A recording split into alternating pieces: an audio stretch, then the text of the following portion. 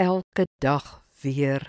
Klaagliedere 3 verse 22 tot 25 sê, sy ontferming ken geen einde nie, dit is elke oggend weer nuut, groot is u getrouheid. My erfdeel is die Here, sê ek, daarom hoop ek op hom. Goed is die Here vir hulle wat op hom wag, vir die mens wat na hom soek.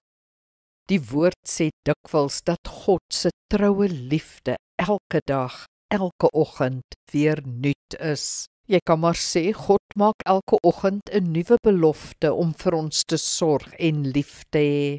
Dis hoekom ons dag vir dag moet leef. God gee krag en leiding en ons dag se brood vir daardie dag. Dis sinneloos om oor môre te bekommer, sê die Here. Môre sal God weer vir ons voorsien. Dis veral onnodig en verkeerd om te bekommer oor wat as, of die ergste scenario, of sommer al die jare vorentoe. Ons weet nie wat die toekoms hou nie, behalwe dat God in die toekoms is en dat sy goedheid nimmer eindigend is.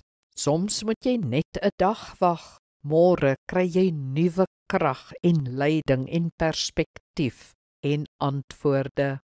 Kom ons bid saam. Betroubare God, dankie vir u verbondstrou, u goedertierenheid wat nooit wankel nie. Dit vloei onophoudelik voort soos 'n diep rivier, want u beloftes is vas en onveranderlik. Ek maak staat op u belofte, Here, want dis my sekuriteit, die fondasie van my hoop. Dankie dat u spoedig, môre dalk, sal ingryp by my. Amen.